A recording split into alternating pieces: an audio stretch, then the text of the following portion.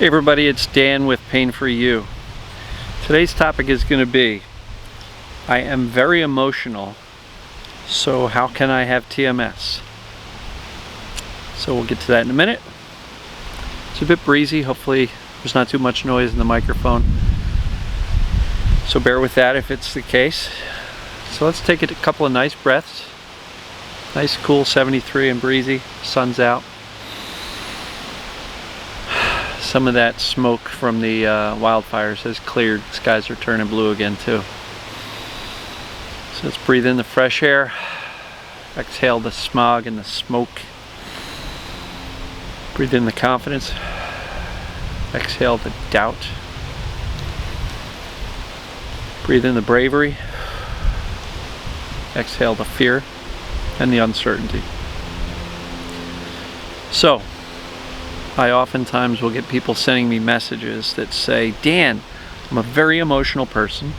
I'm always freaking out emotionally. I'm expressing, raging at the people around me, or getting sad and I cry and I'm depressed and anxious. I'm very emotional. How can I possibly have TMS? Because that's all about repressed emotions. Mine are very outward. And so what I will tell you is that is not how we determine if something is TMS or not. Right? That may have been how things started, this overwhelming sense of emotional turmoil, and the brain creates a distraction. But you know what? Once that initial pain happens, and then we go through that medicalization process where we can get scared by doctors, we can have failed treatments and diagnoses and prognoses and pain management and failed pain management. And before we know it, we've got what's called neuroplastic pain, or learned pain, right? Our brain literally learns to keep the pain signals going long after the original incident started. Now, it is possible for those of you that feel you are not overly, but very emotional, very in touch with your emotions, in some cases too much. That doesn't mean it's not TMS. It still very much can be. You know, growing up, we experience heavy emotions and we learn that they're not good. Or we have traumatic experiences as a kid, and that kind of elevates our nervous system and our awareness for danger, right? And these danger alerts tend to grow over time. In other words, the more sensitized we are to danger from early experiences, the more sensitized we're going to be to it later and later and later. And emotional dangers are a very big part of this whole TMS thing. So as things build up over time, you may have had multiple emotional experiences that were fairly traumatic growing up, but maybe it was just one thing that was like the straw that broke the camel's back and was the tipping point where this buildup of all of these emotional experiences kind of overflowed the bucket, right? And so once that happens, the symptoms can start.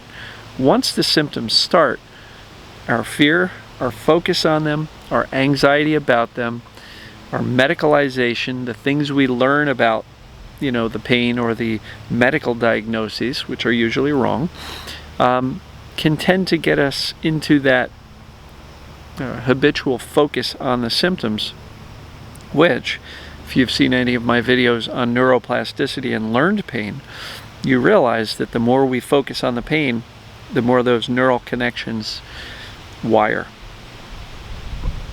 The good news is we can unwire them, we can unlearn them. That's Dr. Schubner's book, Unlearn Your Pain.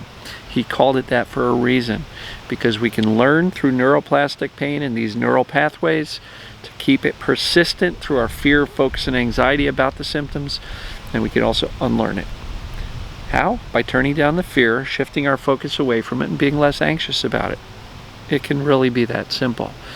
So for anybody who is really saying, I'm a very emotional person, there's no way this is TMS because I feel my emotions all the time. If somebody pisses me off, I burst into a fit of rage and I express my emotions all the time. Everybody around me always knows when I'm feeling my emotions, so this can't be it. Hopefully what I've just walked you through will convince you to believe that perhaps it still is. The fact that you are overly expressive with your emotions does not mean you still don't have some repressed emotions. You still might, you still probably do. And, you know, I'm not 100%. Well, I am. I believe Dr. Sarno was right that this is a distraction mechanism, but there is still something to it, that there's a buildup of these danger signals, and once we get to a certain level of these emotional danger signals, it can manifest itself in pain, whether it be a distraction, a physical reaction in the body, or some people think it's a message. You know, the message could be as simple as the brain's way of saying, dude, you got to pay attention. There's some serious, heavy stuff going on. Become more aware of it. Get in touch with what's going on in your life and don't just shove it away. That's all the message could be. It's not that you have to find the one single emotion. You don't have to find the perfect message. Because again, if we start looking to try to figure out exactly what caused the symptoms in the first place, we can get lost in this never-ending rabbit hole trying to figure it out. When in fact, there may not be an exact, obvious answer. You know, in some cases, people can figure out the connection and connect the dots. Yeah, all this stuff was going on in my life. But how do you know if you've actually found the exact emotion or the emotional experience? Because as long as your symptoms are continuing, you're going to say, I'm missing something. It's not what we want to do. We want to just understand the overall concept. Sarno didn't say in his books, you have to find the exact emotion. Right? He didn't say you have to do that. A lot of what he taught was knowledge therapy. Understand what TMS is, connect the dots so you understand this is what's going on with me. I have several assessments. And then, you know, you move on. You learn to feel your right now emotions so that you can let them go. You can teach your brain emotions are safe so this process doesn't start up again in the future. You soothe yourself, your brain. You soothe your body with breathing, nature, get outside, fresh air, sunshine. These things are very soothing. Calm your thinking. Stop catastrophizing over the symptoms or the pain and worrying about it and freaking out over it, right? That brings me to the mindset of indifference. Extremely powerful. More and more each day I hear people go, yep, once I got indifference dialed in, the symptoms turned down or off. So, focus. Shift your focus away from the symptoms as often as possible. That sends a signal of safety to the brain. Why? Because if the pain were dangerous, you wouldn't be able to look away from it. But if you're constantly looking away from it and engaging in life, the brain gets the message, well, it must not be so important or dangerous, so I can turn it down. So, again, I just wanted to clarify for anybody who feels that they are very emotional, that you can still have TMS. If you're not sure, take the pain test.